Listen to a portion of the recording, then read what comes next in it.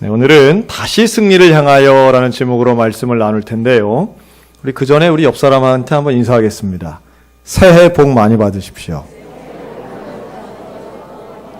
네. 우리 하나님께서 우리 대한민국 사랑하셔서 우리에게 새해를 2번 주신 것은 은혜인 줄로 믿습니다. 네, 1월 1일 양력도 새해고 또 오늘 있는 설날 음력도 새해인 것은 어찌 보면 우리에게 2번째 기회를 주신 것이다 라는 생각도 듭니다. 한 달 정도 기간을 두고 다시 한번 날을 다잡고 다시 새롭게 시작하는 것, 오늘이 또 첫날이야 라는 생각은 우리로 하여금 소망을 갖게 하는 좀 그런 좋은 해석을 한번 해봅니다.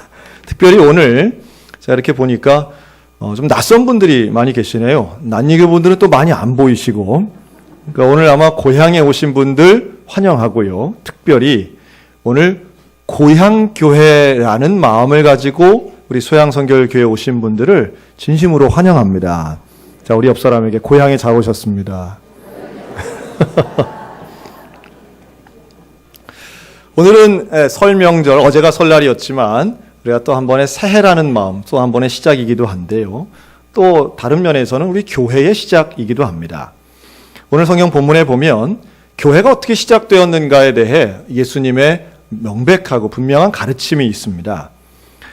교회의 시작을 이것으로 우리가 대개 잡는데요. 예수님이 베드로를 향해서 너의 이름이 이제 더 이상 시몬이 아니라 베드로다. 너에게 내가 천국 열쇠를 주겠다라고 하신 이 본문의 말씀을 너 위에, 이 반석 위에 내가 교회를 세우겠다라고 하시는 이 말씀으로부터 이제 오늘날의 교회가 시작되었다라고 우리는 보고 있습니다. 그렇기 때문에 교회가 무엇인지, 교회의 본질, 교회의 목적, 그리고 교회의 사명이 무엇인지 이 말씀은 우리 분명히 보여주는데요. 크게 봐서 2가지죠. 하나는 반석 위에 세워졌다는 것이고, 또 하나는 교회에 천국 열쇠가 주어졌다라고 하는 겁니다. 오늘 이 말씀을 한번 설명을 드리려고 하는데요. 먼저 첫 번째, 반석 위에 세워졌다라고 하는 것. 예수님은 시몬을 이름을 바꿔서 반석으로 베드로라고 부르십니다. 그리고 내가 이 반석 베드로 네 위에 교회를 세우겠다 이렇게 말씀하세요. 제자가 12명이나 됐는데 왜 하필이면 베드로를 선택하셨을까요? 왜 이 순간 예수님은 다른 제자가 아닌 베드로를 불러서 네 위에 이름까지 바꿔주시면서 교회를 세우겠다고 약속하셨을까? 그걸 알기 위해서는 13절부터의 말씀을 다시 좀 봐야 됩니다. 예수님이 빌립보 가이사랴 지방에 이르러서 제자들에게 이렇게 질문하십니다. 사람들이 인자를, 즉 예수님을 누구라 하더냐? 그때 제자들의 대답은 이랬죠. 아이고, 어떤 사람은 세례 요한이라고 합디다. 어떤 사람은 엘리야, 어떤 이는 예레미야나 선지자 중에 하나라고 예수님에 대해서 말씀하더군요. 선지자급만 해도 대단한 거지요. 그런데 예수님은 그 대답에 만족하지 않으셨습니다. 제자들에게 다시 질문하죠. 그러면 너희는 나를 누구라 하느냐? 이 질문에 누가 정답을 댄 거예요? 베드로가 된 거예요. 주는 그리스도시요 살아계신 하나님의 아들이십니다. 여러분, 이 고백을 한 베드로였기 때문에 예수님은 베드로를 선택하셔서 교회를 세우시겠다고 말씀하신 줄로 믿습니다. 그러니 이 말씀은 베드로라고 하는 한 개인을 지칭하신 게 아니에요. 이 베드로가 한 위대한 믿음의 고백 위에 예수님은 교회를 세우시겠다고 선언하신 줄로 믿습니다. 누가 뭐라 해도 교회는요, 믿음 위에 세워지는 것입니다. 예수를 그리스도라고 고백하는 그 사람들의 고백 위에 교회는 세워지는 것입니다. 교회는 돈 위에 세워지는 것도 아니고, 교회는 다른 조직이나 상황이나 정치 논리로 세워지는 게 아니라고 하는 거죠. 올해는 종교개혁 500주년이 되는 해입니다. 아마 어디서 많이 들어보신 분들 계실 거예요. 그럼 500년 전이면 몇 년이죠? 1517년. 1517년, 지금부터 500년 전에 독일에 있는 비텐베르크 대학 정문에 이 마르틴 루터라고 하는 사람이 95개조 반박문을 붙인 것. 이것이 종교개혁의 첫 시작이었습니다. 누구를 향한 반박이었을까요? 당시에 있었던 카톨릭 교회를 향한 반박이었습니다. 이 95개조는 하나같이 카톨릭 교회의 현재의 문제점, 하나님이 예수님이 세우신 그 교회의 본질이 아닌 엉뚱한 것을 따르고 있었던 당시의 카톨릭 교회를 향한 반박이었습니다. 대표적으로는 면죄부가 대표적인 것이었죠. 그리고 오직 구원은 믿음으로만, 오직 성경, 오직 그리스도, 오직 은혜, 오직 믿음을 외쳤던 마르틴 루터의 그 강력한 가르침은 오늘날까지도 종교개혁의 시작이었다고 인정받습니다. 그러니까 종교개혁은 다른 게 아니죠. 잘못되어 있던 교회가 본질을 버리고 잘못 가고 있던 길을 제대로 가게 하기 위한 변화의 첫걸음이었던 거고요. 그리고 그것은 다름 아닌 예수 그리스도를 나의 구주, 나의 하나님으로 고백하는 그 믿음의 고백 위가 아닌 엉뚱한 것에 교회가 세워진 것에 대한 비판이었다는 겁니다. 자, 그렇다면 오늘 우리가 속해 있는 이 소양교회는 뭐 위에 있을까요? 우리 소양교회도 믿음의 고백으로 시작된 교회인 줄로 믿습니다. 지금부터 63년 전 1954년 1월 30일이었습니다. 추웠을까요? 따뜻했을까요? 제가 그때 살아보진 않았어도 늘 얘기하는 게 50년대, 60년대는 그렇게 추웠다는 거 아닙니까? 특히나 6.25 전쟁 끝난 직후입니다. 54년 1월 10일. 이때 고향이 강원도였던 25살 전도사 홍순우 전도사님과 이응만 집사님, 최정자 집사님, 최종희 집사님, 그리고 백윤선 집사님, 그리고 홍순의 청년, 그리고 11살 김용배 어린이까지. 물론 거기에 6살 김용대 어린이도 있었다고 하더군요. 모여서 예배를 드린 것이 첫 번째 우리 소양성결교회의 역사입니다. 생각해보니 25살 젊은 전도사님은 이제 서울신학대학 막 졸업했던 때였고요. 가장 가난하고 가장 어려웠던 시절 모여서 예배드리는 것이 기쁨이고 그 모여서 예배드리는 이유는 단 하나, 예수 그리스도를 구주로 고백했기 때문인 줄로 믿습니다. 이후에 이 홍순우 목사님은 군대에 입대하시면서 군목이 되시죠. 그리고 그때 목사 안수를 받고 군목이 되십니다. 그리고 군목을 제대해서 60년대 중반에 대구에 있는 봉산성결교회 부목사가 되시고요. 그 교회에서 10년을 심우하시면서 담임 목사가 되십니다. 그리고 봉산성결교회에서의 사명을 마치고 서울에 있는 장충단 성결교회에 가서 30년 가까이 심우하시고 그곳에서 원로 목사로 은퇴하십니다. 교단의 총회장을 역임하시고요. 우리 교단의 아주 큰 어른으로 홍순우 목사님은 아주 유명한 목사님이 되십니다. 저는 이 홍 목사님을 생전에 딱 2번 뵀습니다. 이분은 서울신학대학에서 강의도 하시고 또 집회도 참 많이 하셨던 유명한 목사님이셨는데요. 한 번은 학교에서 뵀고요. 또 한 번은 제가 바로 봉산성결교회, 대구에 있던 봉산성결교회 전도사로 있을 때에 이 홍 목사님이 오셨던 거예요. 교회 행사에 오셔서 그때 말씀을 전해주셨는데 제가 이제 인사드리고 저하고는 뭐 이만큼 차이가 나니까 뭐 저를 알아보실 일도 없고 뭐 그런 사이가 아니었습니다. 그런데 우연한 인연은 뭐였냐면 그 홍 목사님이 10년 동안 사시던 사택에 마지막 살았던 사람이 바로 저희 가족이었어요. 저희 큰아이를 거기서 키웠습니다.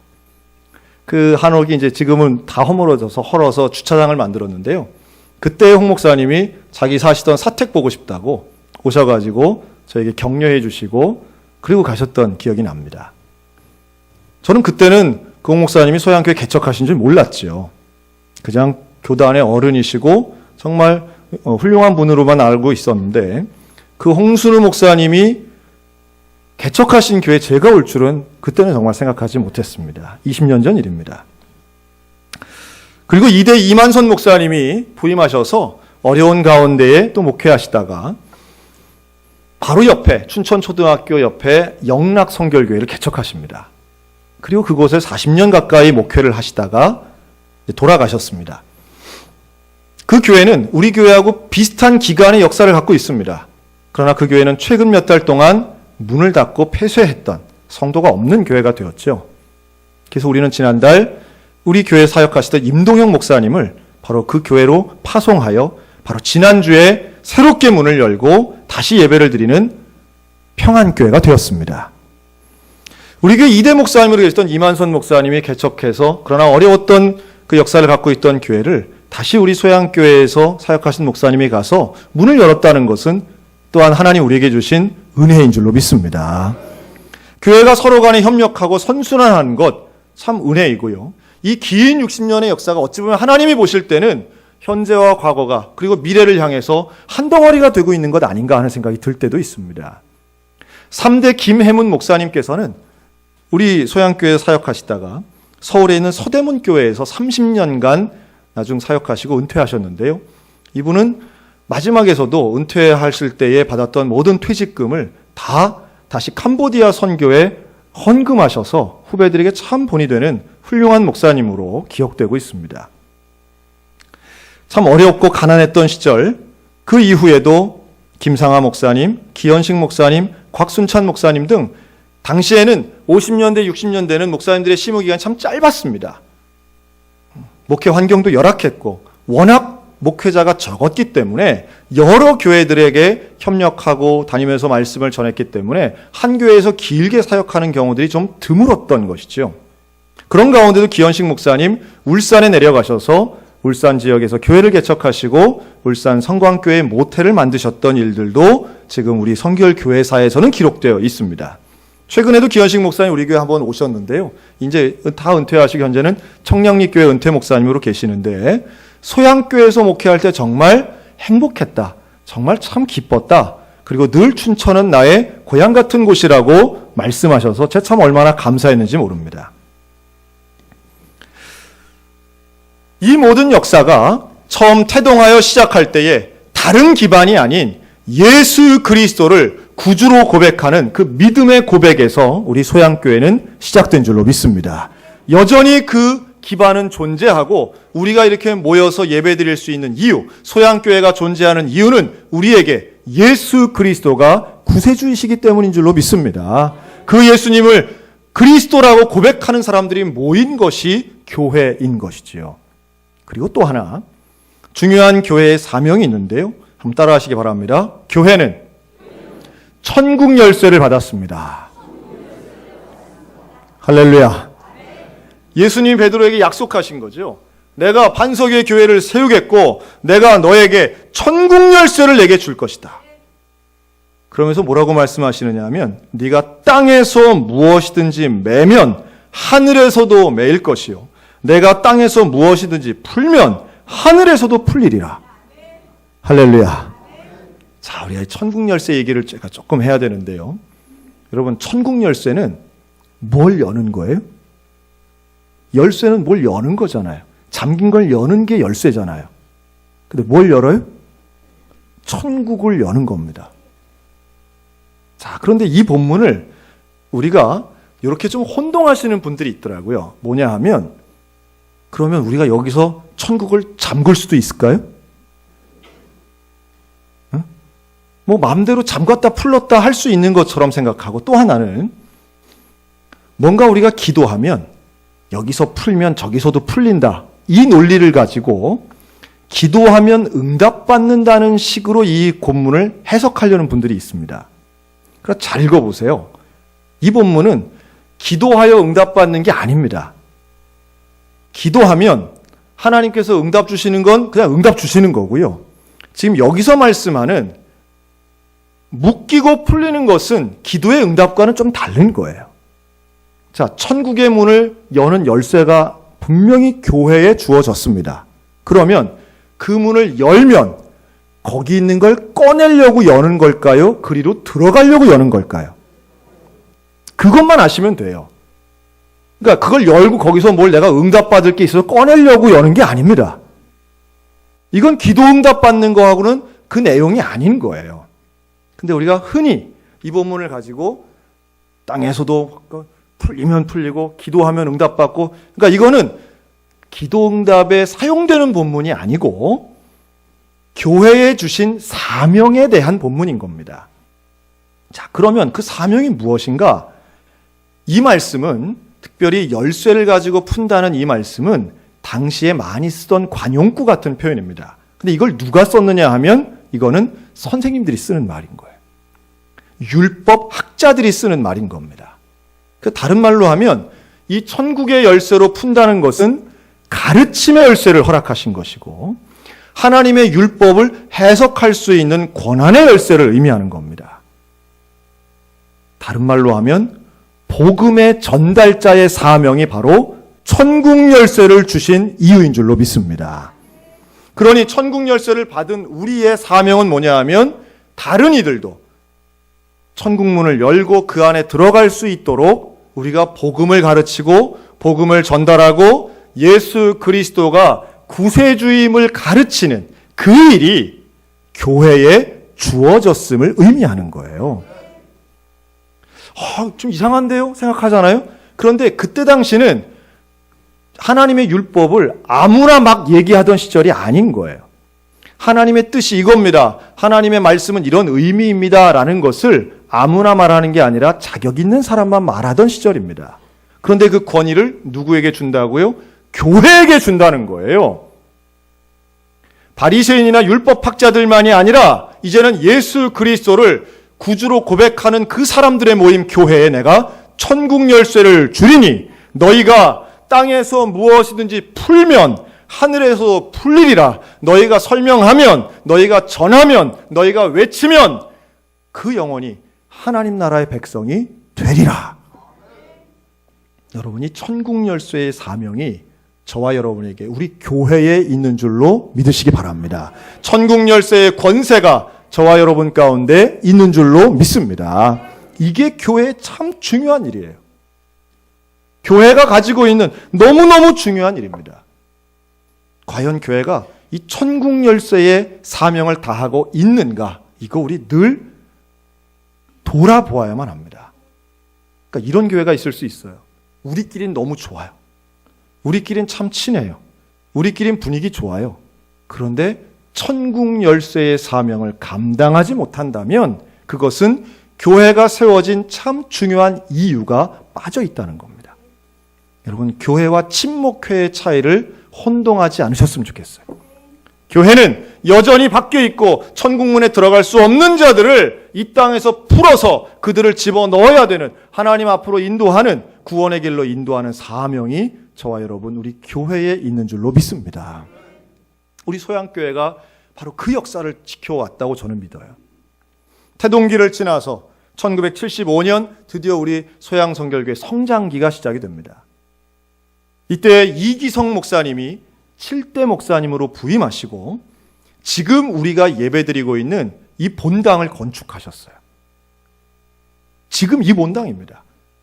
한 차례 리모델링을 하긴 했지만 이 본당을 직접 건축하셨던 분이 이기성 목사님이에요. 이기성 목사님 처음 75년도에 우리 교회 오셨을 때 당시 소양교회 예배드린 인원이 35명 정도였답니다. 그게 1975년, 40년 전입니다. 그 참 어려웠던 시절이죠. 참 힘들고 모두가 가난한 그 시절에 성전 건축을 선포하고 모두가 힘을 모아 이만한 건물을 만든 거예요. 여러분, 그냥 됐겠습니까? 누군가의 전 재산이 들어갔고요. 누군가의 눈물이 들어간 것입니다. 혹자들은 교회는 건물이 아니라 사람이라고 말합니다. 맞습니다. 그러나 우리는 건물 속에 있는 그 많은 선배들의 기도와 눈물과 그 노력과 헌신을 절대로 잊으면 안 되는 겁니다. 물론 목사님 혼자 하신 건 아니죠. 여기에 얼마나 많은 성도들이 함께 기도하고, 제가 장로님 말씀을 들으니까요, 당시에는 이 빚을 내서 이제 교회 짓는데 많은 빚을 냈다는 거예요. 그러면 그 빚쟁이들, 채권자들이 예배 시간에 온답니다. 은혜 받으러 온 게 아니고 헌금 걷어가려고 왔대요. 헌금 내면 거기서 이자 받아가려고 그 와서 뒤에 떡하니 버티고 앉아있으면, 야, 예배 드리는데 얼마나 그것이 참 그 분위기가 얼마나 힘들었겠어요. 그걸 견뎌내는 거죠. 이기성 목사님이 헌신적으로 사역하시다가 8대 이정익 목사님이 오셔서 1981년도에 이 건물 봉헌을 합니다. 그러면서 경제적으로 어려웠고 했지만 이때에 많은 사람들이 몰려오게 되고 성장을 경험하게 되죠. 교회가 자리를 잡아가고 그리고 교회다운 모습으로 이 성전이 차워져 가는 모습으로 성장했던 시기가 바로 70년대 시기였습니다. 그리고 우리 결국 이제 63년 역사의 절반에 가까운 29년을 우리 교회에서 사역하신 이원호 목사님의 시대가 우리 교회의 진정한 부흥기라고 볼 수 있겠죠. 1988년 4월 3일 4.3 전도대회라고 우리가 일컫는 그때에 10,000명 넘게 이 예배당을 하루에 14번씩이나 꽉꽉 채웠던 바로 그 전도대회.